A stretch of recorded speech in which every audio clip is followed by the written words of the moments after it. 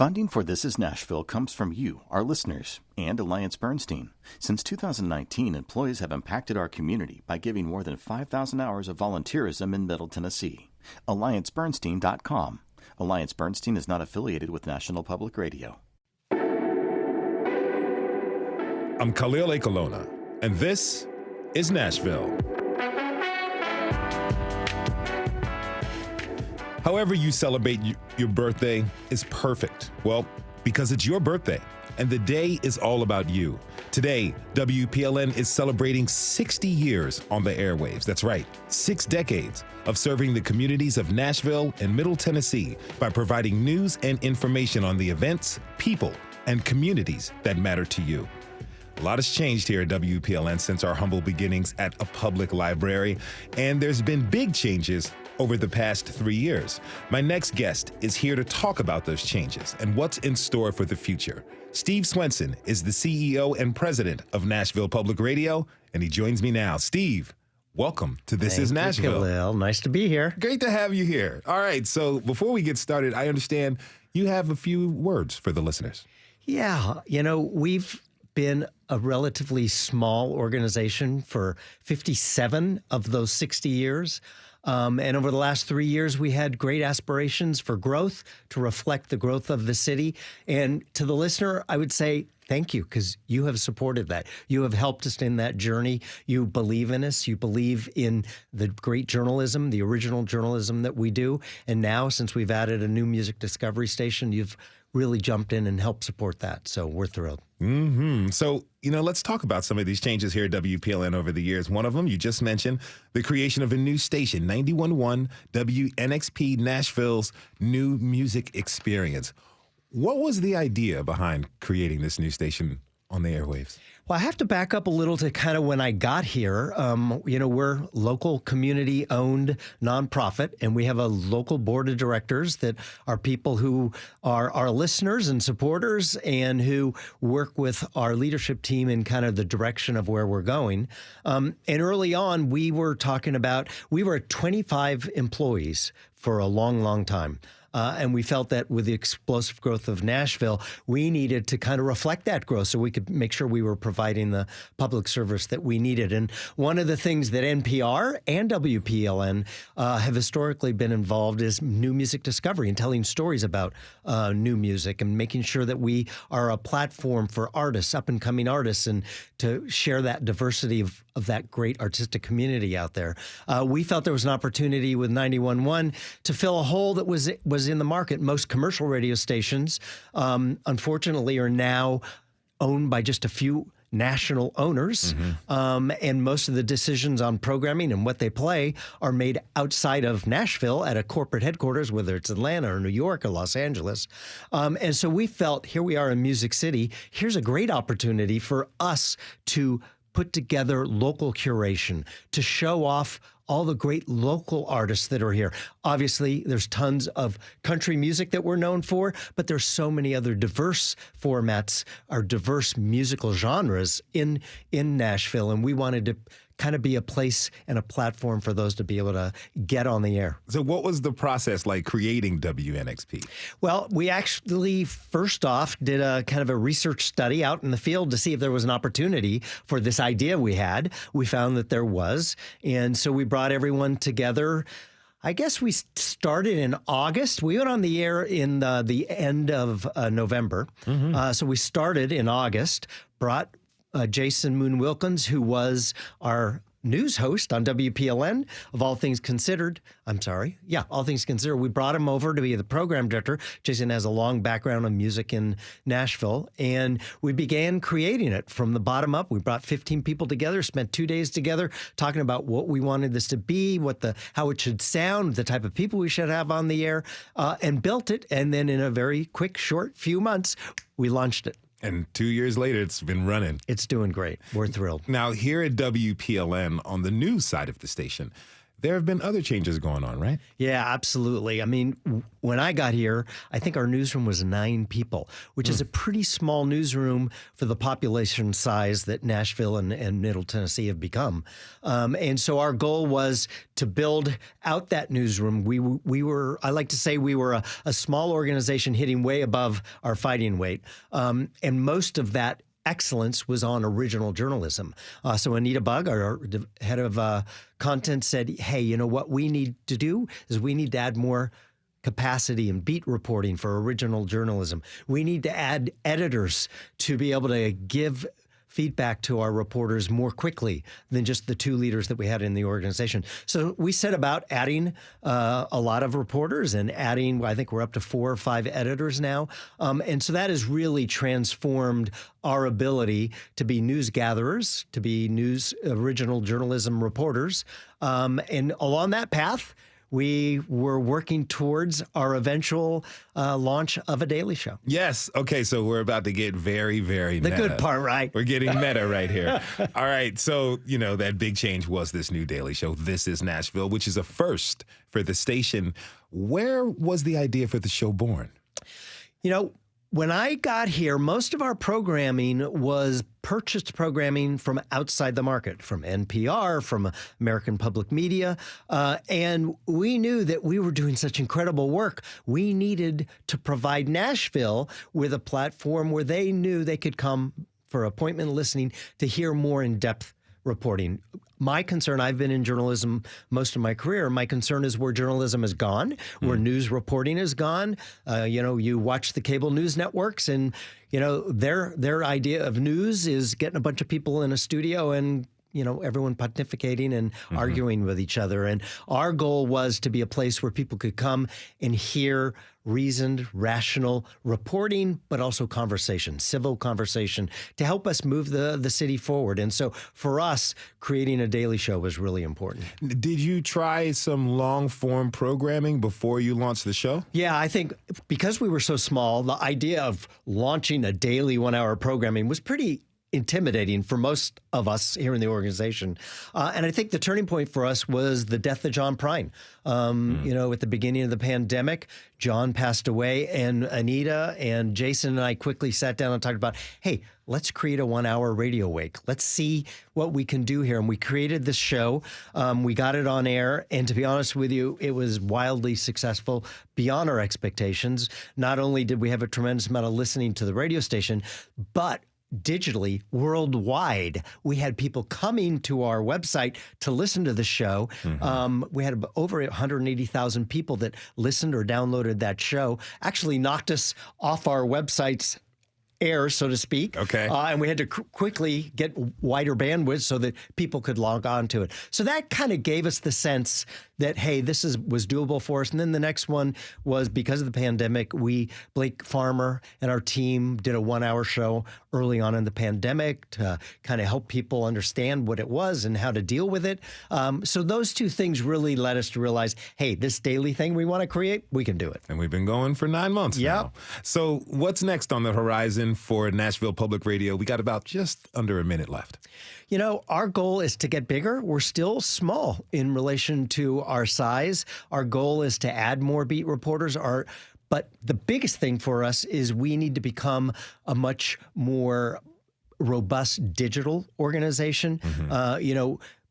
The radio station and the radio signal is just one form of distribution, and we need to kind of build our chops on websites and social media and those sorts of things. So we are actually going through a big digital transformation project right now tied to that, so that we as an organization can start down that journey. Steve Swenson is the CEO and president of Nashville Public Radio. Boss, thanks for being on the show. Thanks, buddy. We have to take a short break. When we come back, we'll dive into the history of Nashville Public Radio all the way back to the library days. How long have you been listening to Nashville Public Radio? Tweet us at This Is Nashville. We'll be right back.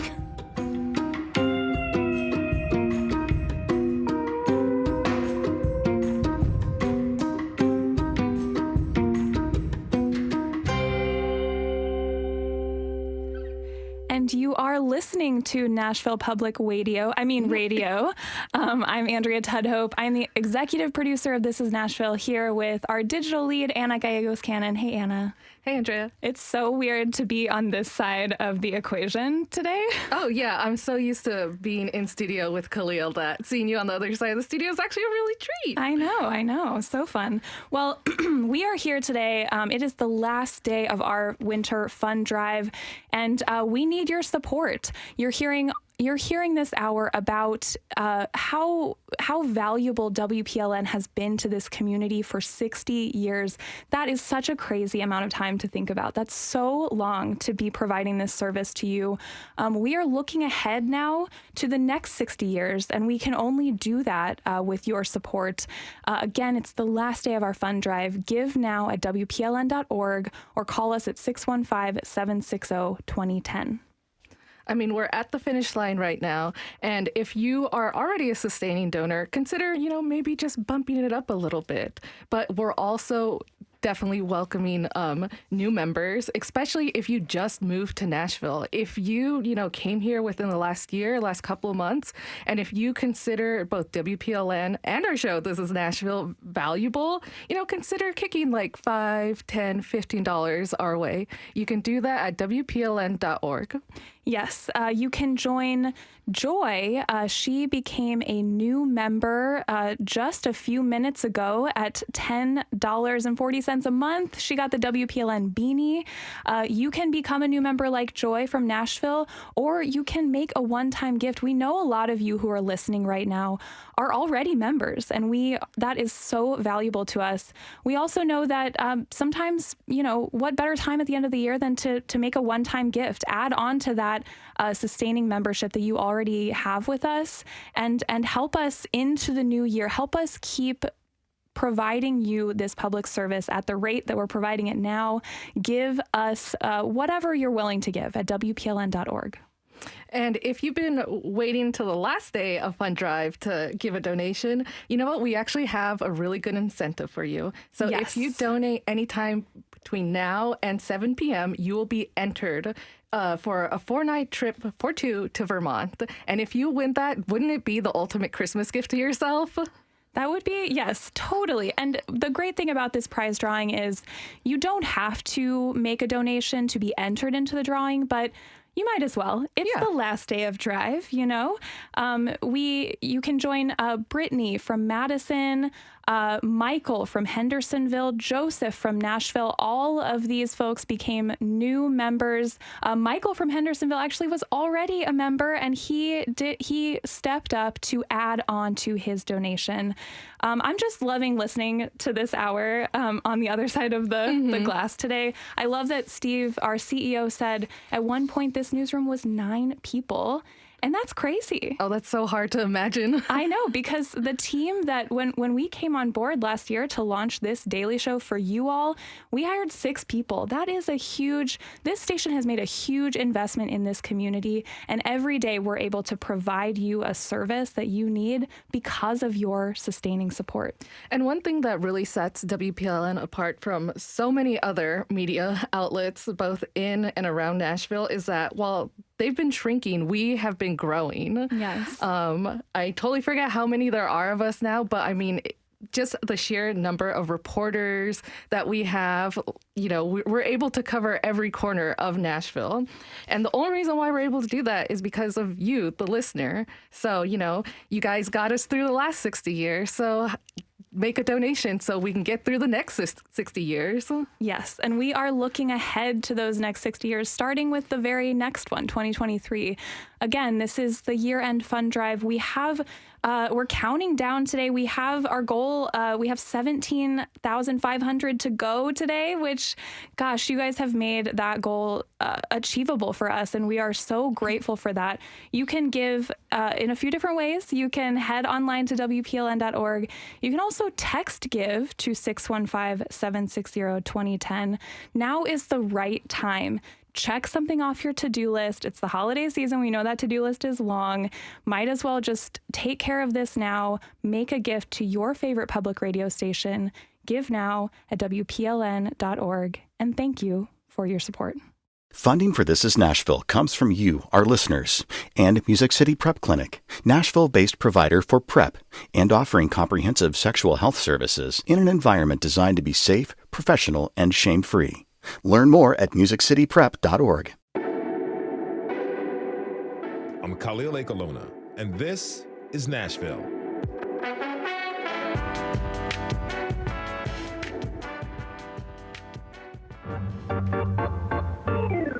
The second largest craft hobby in America today is said to be rock hounding, with all of its branches of interest, some of which are gem cutting, making jewelry, and the collection of gemstones, rocks, minerals, and fossils. This universal hobby has grown to astonishing proportions in the last 25 years and shows signs of even more rapid growth as the need develops for more people to pursue more leisure time activities due to the fact that they're working fewer hours, have more days off, and get more vacation time. Rocks and minerals as specimens are of extreme importance to the rock hound. However, most people do not realize the... All right, now don't adjust your radio. You are listening to WPLN, and this is Nashville.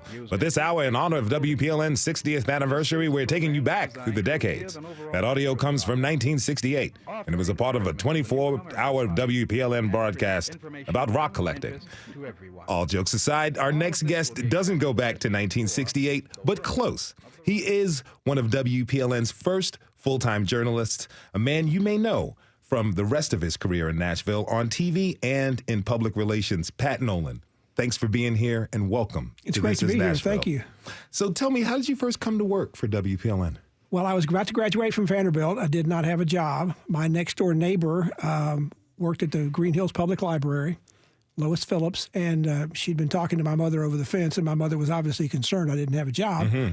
So she found a notice on the Green Hills Library bulletin board that said WPLN had just gotten a grant from the Corporation for Public Broadcasting for somebody to do news.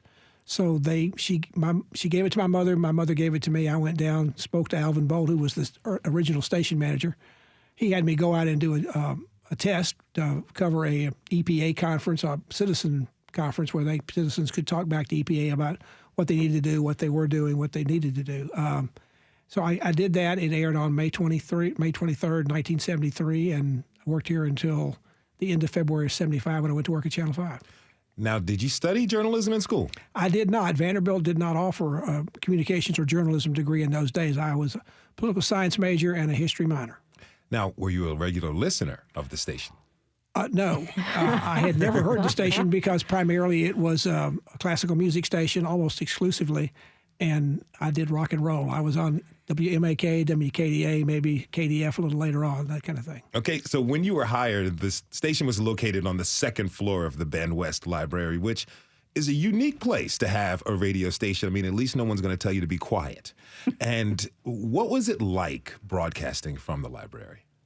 Well, I mean, it was really not that much different from any other radio station. I mean, they did have one, if you're back in the control room, they did have a window there, and so people could come by and look at whoever the announcer was. And I think that was a little bit disconcerting for some. I was talking to Anita, and she told me they eventually put curtains over that, which is good because this is not the Today Show. You didn't have people coming in there to gawk and be on TV, but they did come by and look, particularly when the kids were down the hall at the Tom Titchener puppet stuff. They come in there to look at that. Now, talk to me about process a little bit. How did reporters record and cut tape of your interviews? How'd you guys do that? Well, I had a Sony tape recorder, and we take those out to record whatever we were doing at the news conference, interviews, whatever. We bring that back, and you dub it over onto reel-to-reel, and from that you'd either find the parts you wanted and either take it directly off that tape onto the cassette that you would play for the actuality for whatever news story is, or if you're taking longer pieces and putting it inside a longer piece, like an hour special, you'd literally go in and take that stuff, dub it, and take the dub and cut the parts you wanted with a razor blade. Okay. And then you take tape that they use for tape recording machines, and you put those together. And if you did it right, it sounded pretty seamless. If you did it wrong, you got pops, and maybe the volume was this level when you were talking, and then some different level of what you recorded. So you had to work on those things too. But it was much more primitive than today. I mean, I'm sure there are issues using digital, but that just sounds like a dream to me. I mean, because that sounds like a real high stakes and painstaking process. Were you ever afraid of making mistakes? oh, you're afraid every time you go on the air, you're going to make a mistake. Even today, even in television. But, I had done some work at the Vanderbilt station, WRVU, before I came over here. And then I'd also done some part-time work at WLAC radio when they had a news and talk format during the daytime hours before they did the rhythm and blues stuff they did with John R. and the others at night. So I was there for a while. I even ran the board for part of that because for about an hour before the ionosphere went up and the signal went up to New York and all the parts of Northeast, I would be on the board, not to be on the air, but to basically play the Garner Ted Armstrong program or Melvin Munn or some other things. And then once I got off the air, the ionosphere was up, John R. came on, and they started rocking and rolling from there. I'd like to introduce my next guest. Anita Bugg is WPLN's Vice President of Content. Anita, thank you for joining us today. Pleasure to be here. So, you've been with the station for a good while now.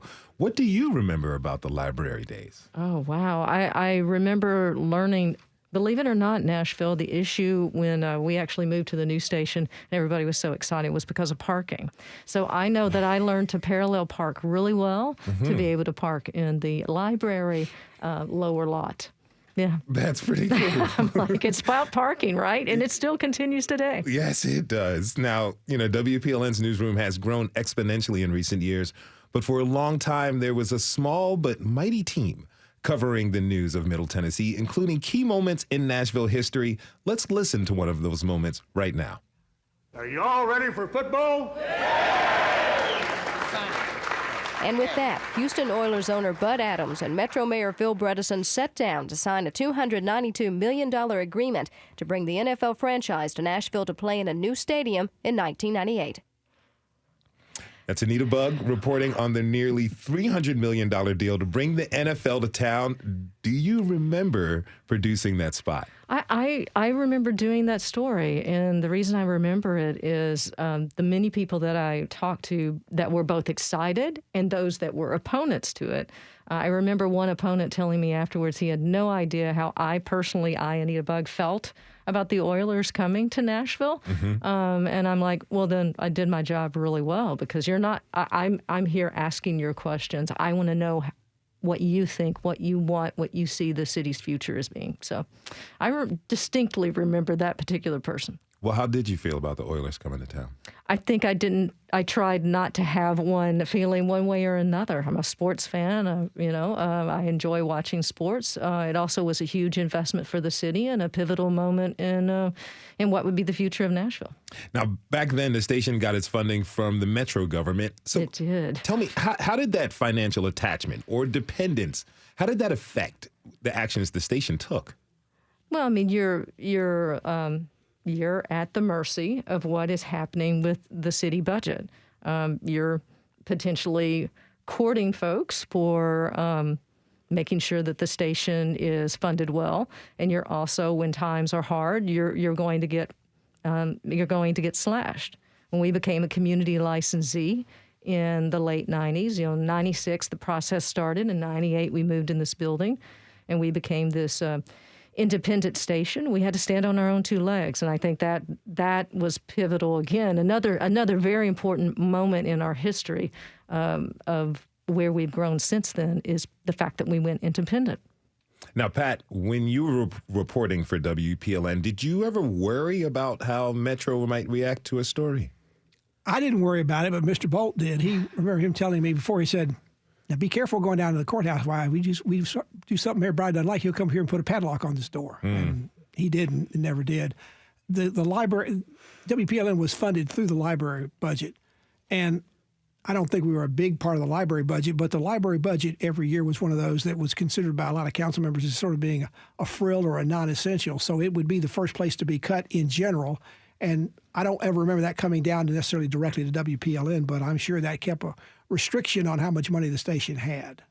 If you're just tuning in, this is Nashville, and I'm your host, Khalil Lekalona. Tomorrow marks WPLN's 60th anniversary. So this hour, we're reflecting on our history. Now, you said in 1998 that you moved from the library over here to Metro Center. Was that a smooth transition for the station? You might want to ask Carl Peterson. He had to move everything. As I remember it, it was a fairly smooth transition as those things go. We were so excited, amazed by the space. I mean, in the library, I shared a phone. Mm-hmm.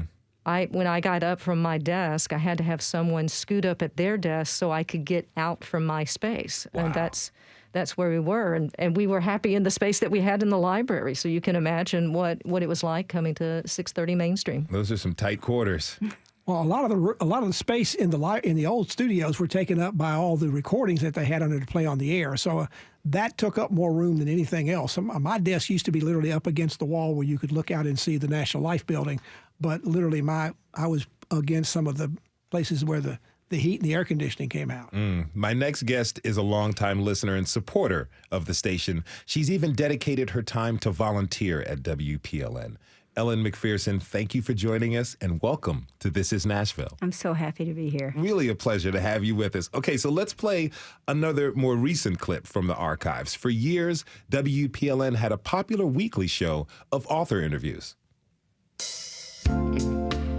Welcome to The Fine Print, WPLN's program about all things bookish. I'm Rebecca Bain. The voice you hear there is Rebecca Bain, who was a beloved voice on WPLN, and she did it all in her time here, from daily news to DJing classical music. Rebecca Bain is a person who really helped give WPLN its identity, and Ellen, I could tell from your reaction when you heard her voice. Tell me about her impact on the station and what it really meant to you.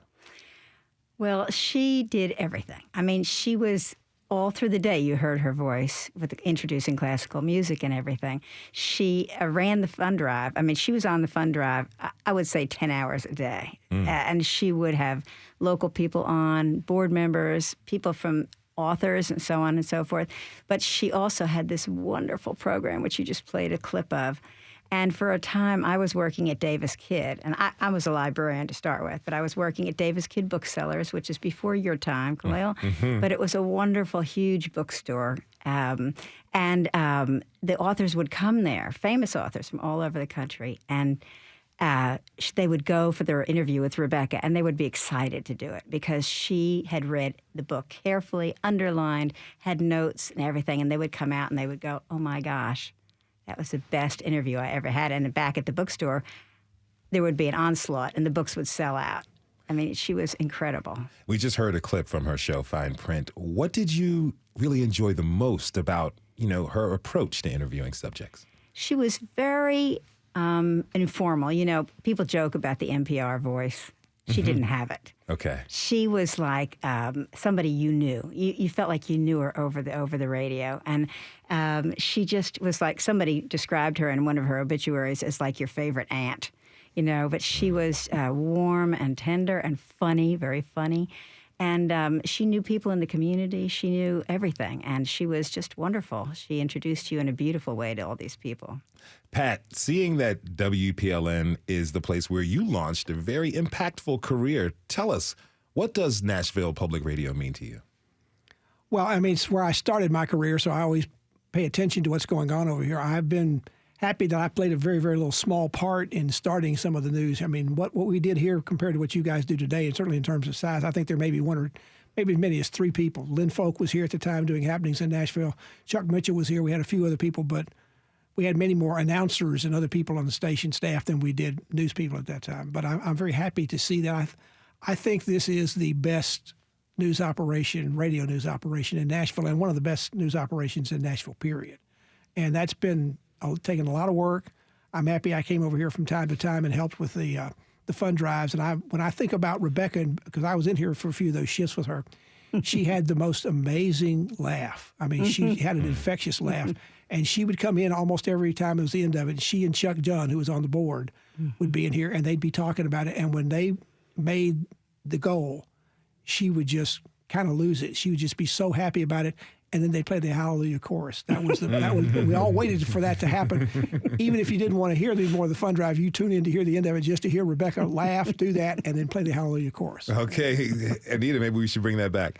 Let me tell you, it's a special moment. It's on a cassette. I made a CD of that moment for a listener about 3 or 4 years ago because they remembered it, and I'm like, we'll find that and play it. And what's so funny about it is they thought they made the goal and they didn't. And to hear Rebecca's absolute laughter of going, no, we're not there. I mean, Rebecca could get cats and dogs to make a contribution to public radio. Sheer exuberance. And then when they made it and the Hallelujah chorus played, it's a thing of beauty. Well, tell us, what do you want people to know about WPLN and where we're headed?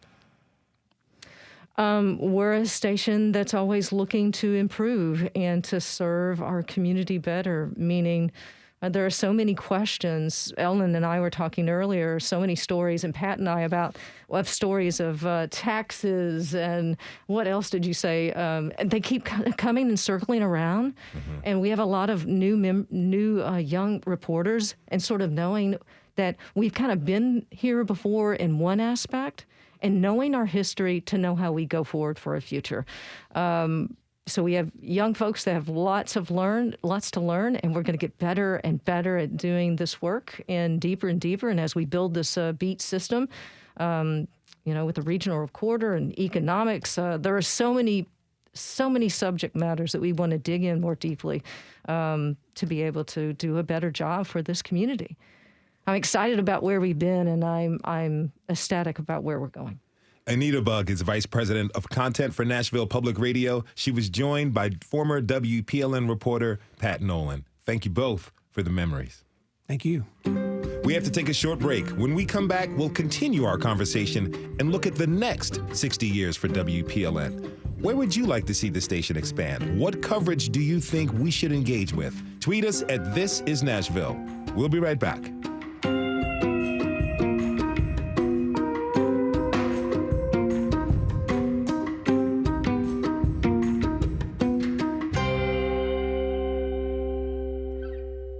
It's absolutely wild just to hear how much the station has transformed in the last 60 years. And you know what? WPLN is like fine wine. We just get better with age. I agree. I'm Andrea Tudhope. I'm the executive producer of This Is Nashville, here with Anna Gallegos-Cannon, our digital lead. We are usually not on this side of the equation, but here we are asking for your support. And if you are as inspired by hearing these memories of WPLN's humble beginnings as we are, step up and make a gift now to help us carry on into 2023 and beyond. How about the next 60 years? I wonder what that's going to be like. I know. I think we can do it.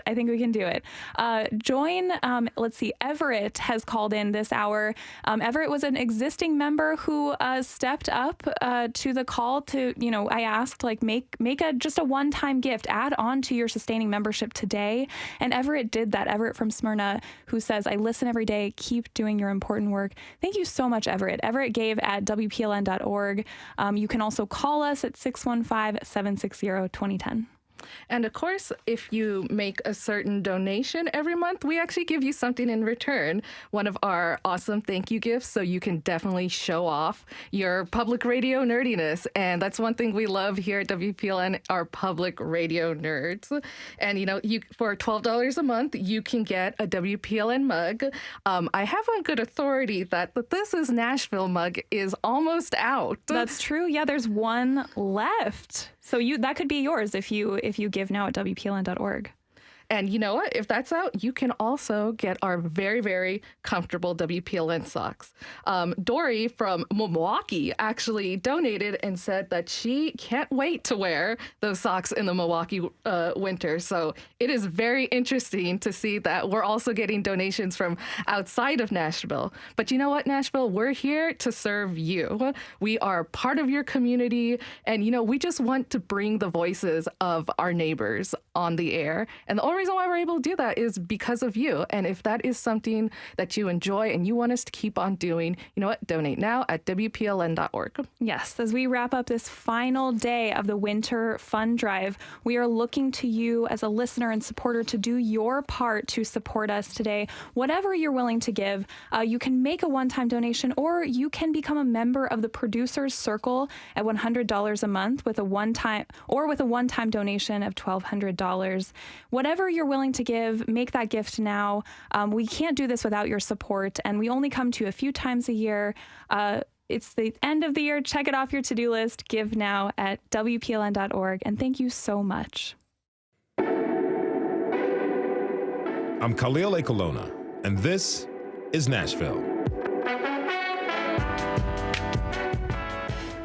Listeners to WPLN have something in common. You're a curious bunch, that's for sure. And you care about your community. I know from the feedback we get on your shows that y'all care how this station covers the news as well. As we've discussed earlier in the hour, we're no longer a part of Metro government. We're licensed to the community. That means you. So as we wrap up our celebration of 60 years on the air, let's hear from that strong community of listeners, new and old. What do you miss? What do you want more of? What needs to go? My next guest is here to answer those questions. Jalen Hayes is a Nashville native, a freshman at Clark Atlanta University, and previous This Is Nashville guest. Jalen, welcome back to the show.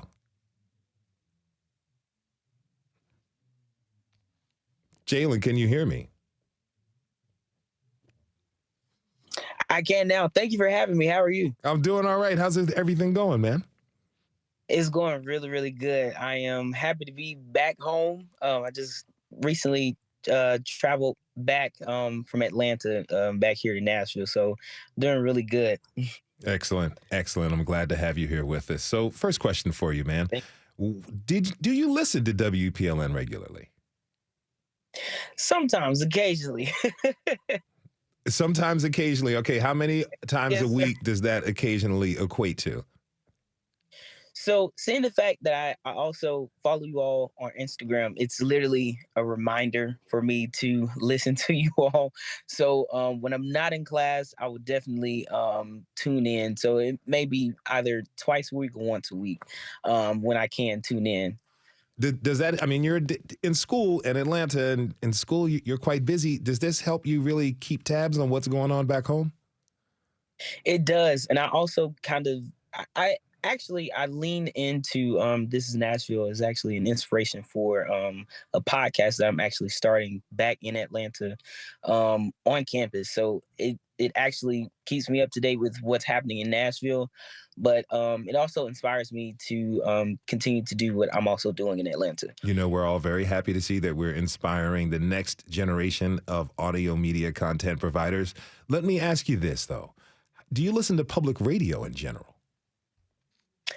I do not anymore. Ever since I have, of course, been to Atlanta, I do not have my car with me, so I have not been able to listen to public radio. Oh, so you're a car listener. Yes, sir. Now, you know, tell me, where do you get a lot of your news and information from? Being a college student, I'm sure you don't have a lot of time to tune into broadcasts. Right. Not anymore. So of course, before I moved to Atlanta, I would literally, as I was getting dressed in the morning, I would sit down and watch CNN. My granny would tell me that I'm an old head because I would watch CNN with her in the morning time. Either it is from sometimes being on Instagram, where it's the Shade Room, or again, those CNN. I try not to make sure that I'm on Instagram a lot from getting a lot of news feed because sometimes they can be misleading. But whether it is paying attention to the news or social media. All right. Now, longtime listener and volunteer Ellen McPherson is still with us. Ellen, I'm curious, how did you come to first listen to WPLN? Well, I first came to listen because of classical music. And then I became fascinated with Rebecca Bain's broadcasting about books and so on. And she was wonderful. But now it's different. And I get most of my information online, and then I listen to the podcast of WPLN because I look at the New York Times and I look at WPLN. Now, you've been such an active member and friend to the station. Why? Because you're unbiased and you care about the community and you don't have an axe to grind. And the entertainment is great. I mean, in the old days, it was classical music, and then it was bluegrass, and then it was other things. But the commentary and the stories you do, especially in the last few years, have been really, really important to me, delving into what's going on in the community in ways that other stations don't do. Now, has the station's coverage, how has that inspired you? Well, I will say that a few years ago, I got arrested in a protest with a friend of mine, Justin Jones. And after that, I noticed the headlines in the papers were misleading, and they called him things that really weren't true. But WPLN did not do that. They were objective. And since then, I have noticed further and further depth, the way you could go into covering stories and covering more of the community. Especially some of the podcasts have been fabulous. You got arrested in a protest. Yeah. How'd you feel? Well, we were both petrified. When he saw me coming into the jail, he's like, hallelujah, Grandma Ellen is here. But after that, we were proud. And I thought, this is not a big deal. It's worth it, you know. So. Grandma Ellen holding it down. I love it. If you're just tuning in, this is Nashville, and I'm your host, Khalil Ekalona. It's WPLN's 60th anniversary. We've been reflecting on our decades on air, and now we're looking to the future. Okay, so I want to bring in our digital editor, Rachel Iacovoni, now, because you can't talk about the future without talking about digital news, right? Exactly. Hey, Rachel, thanks for being with us. Hey, Khalil. So you get to hear from listeners where they are, and they're not necessarily listening to the station. They're on Twitter or Instagram or reading social posts and web posts. What are you hearing from folks about finding WPLN stories on other platforms besides terrestrial radio? I mean, you've heard a little bit of it in just this segment with my other guests here, that a lot of people are not listening as much. The pandemic did some of that, and just generally digital trends have been leaning more Instagram and, of course, Twitter for as long as it exists. But really, our Instagram audience has been a huge one. And when we first started posting news there, when I got here about 4 years ago, we were just posting like what we were doing for lunch plans amongst the station or something. And then we pivoted eventually and started posting pictures during the summer of 2020 protests. So when we were posting those and then more and more news content, people were like, wow, you have great photographers and you have these great graphics and things you just don't associate with radio. And we still get those comments a lot where this is a very visual platform, and it's not something you think about when you're listening in your car on the highway. Mm-hmm. And the work that you and the digital team do is such a compliment to the on-air programming. Shout out to Cindy Abrams and our own digital lead, Anna Gallegos-Cannon. You know, what kind of digital storytelling do WPLN listeners really respond to? I would say those deeper dives, like our enterprise reporting. Maribel Knight's most recent investigation, for example, with ProPublica, was mostly written. So even though we have an on-air version, we've been handling things digital first. We understand that the audience might be on our website long before they're hearing something in a car now. And it's such a long story that you do need to kind of read through it, see all the documentation in it. I would say with my brief stint in print that I think our audience is very different. And part of the reason I really loved moving to WPLN was that this audience is like wanting to be part of the justice, not just watching it and crying out injustice. A lot of the comments we get are, how do I help? Now, how about longtime listeners like Ellen? How are they responding to the digital platform? Well, clearly they're transitioning more than I realized. Yeah, I'm getting a big thumbs up here in the room. Every time I'm talking to someone, I almost feel like I need to apologize that I'm focusing so much on digital. I'd been a host here before, so I'm like, oh, sorry, I'm not on air. And then they tell me, no, I'm catching a lot of my news now on Instagram, on Twitter, on Facebook, and that they might not be in the car as much as their work schedules changed, as pandemic things, like I said. So it has been a great compliment. And then they can also catch This Is Nashville. If they're not listening right now live, then they'll catch it as the podcast. So we really are trying to hit both sides of the audience, and as we're in this transitional period as a society. Now, Jalen, what can this station do to get more young people involved as listeners? I would say, me personally, as a college student, I love the direction that This Is Nashville is honestly continuing going. But I would say I've seen you personally on the streets reaching out to the community. I would definitely love to see that more, where that is coming into maybe like going into high schools or even going to some of our local universities and colleges here within Nashville, whether that's TSU, Fisk, Vanderbilt, whatever college or university is here, just going in and also interviewing those students and hearing their stories, and I would say how Nashville is impacting them, and just not Nashville, but also how the world is also impacting them in college life in general. I would say, again, as a student, we love when our voices are heard and when people are also being able to come to us and listen, because oftentimes we can't find that many people that are willing to sit down and have a conversation and also be able to record it as well and allow people within the city and our community to hear that. Mm-hmm. Ellen, what would you like to see more of from WPLN? I think your engagement in the community is really, really important, and the stories that Mary Ba has done and Amberiel. The immigrant community needs to be, talked to. We've got all these refugees coming in. We've got a lot of immigrant community. I mean, we've got a huge amount of people. I teach ELL as a volunteer. Mm-hmm. Also, the Muslim community. I think it's important to represent them, as well as the Black community and all these other areas that you have gone into. The stories you told, the story about the Black church, the old Black church, was so fantastic. Mm-hmm. And I just think covering those issues that are important, it's really important to have people like Jalen and other people like that involved, and maybe a panel of young people, from all those different areas telling you what's important in our community, what we're worried about. Jalen, how do you see the future of media in our ever-changing city? Well, I would say with the growth of Nashville right now, and honestly, just being in Atlanta, Nashville is like the new Atlanta, mm-hmm. Or baby. So I would say I think media is going to continue to grow, but within that, I feel like we're going to have a lot of more people with more podcasts, and as well as I would say my generation specifically has gotten more into media.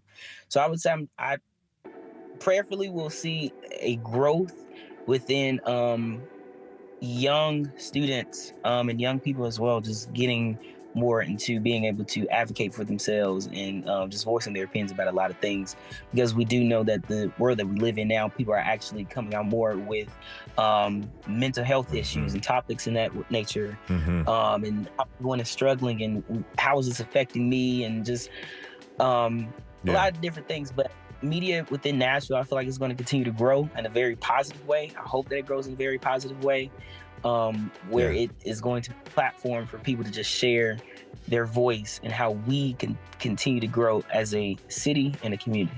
I thank you so much. That is college student Jalen Hayes. He was joined by longtime listeners Ellen McPherson and WPLN digital editor Rachel Iacovoni. I want to thank you all for being with us, and thank you for listening.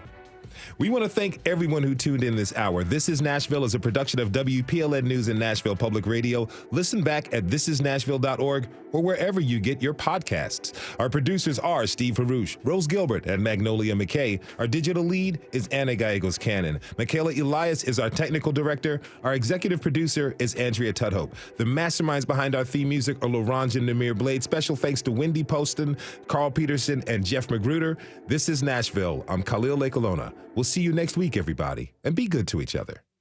I really love This Is Nashville. I mean, the host is absolutely amazing. He interviews people with such empathy and kindness and humor. He's talking to a diverse group of people. It's going to change this city in some really fundamental way. It was exactly what this city needed when it happened.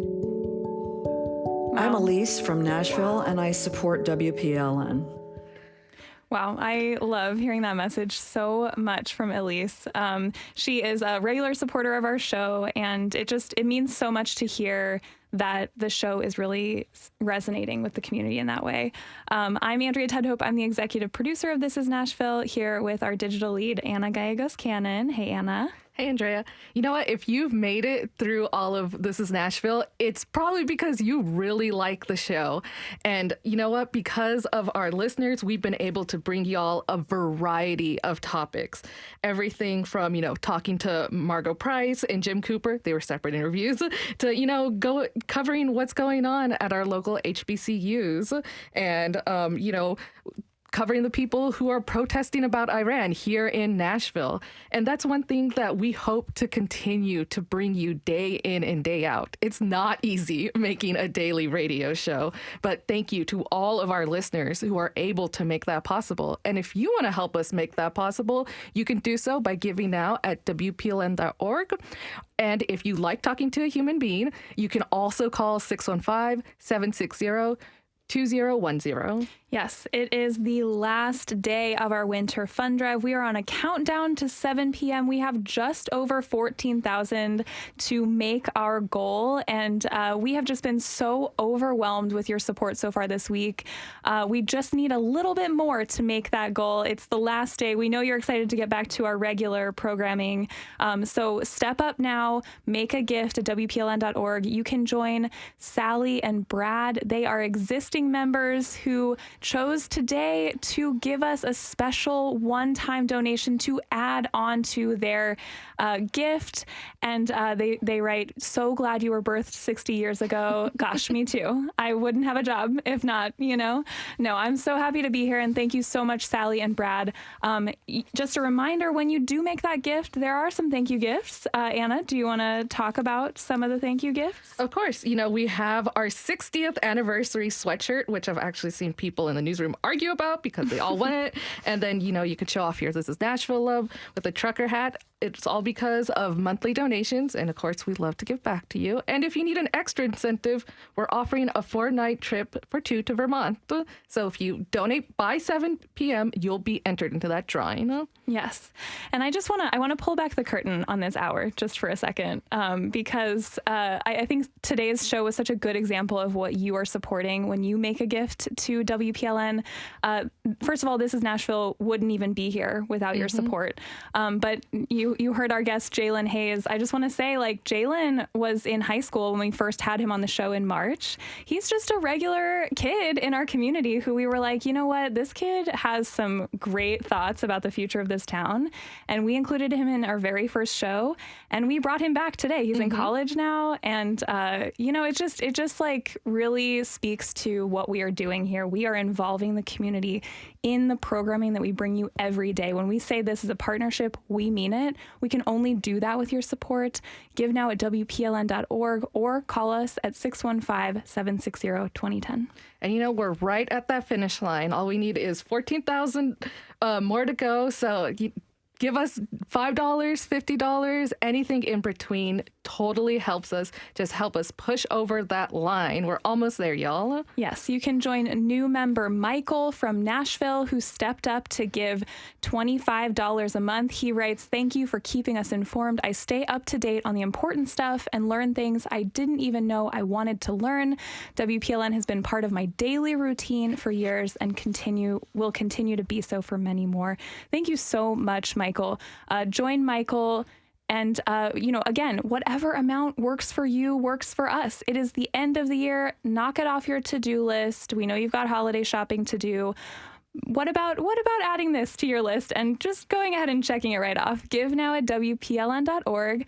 You can also text give to 615-760-2010. Again, whatever amount works for you works for us. And thank you so much for your ongoing support.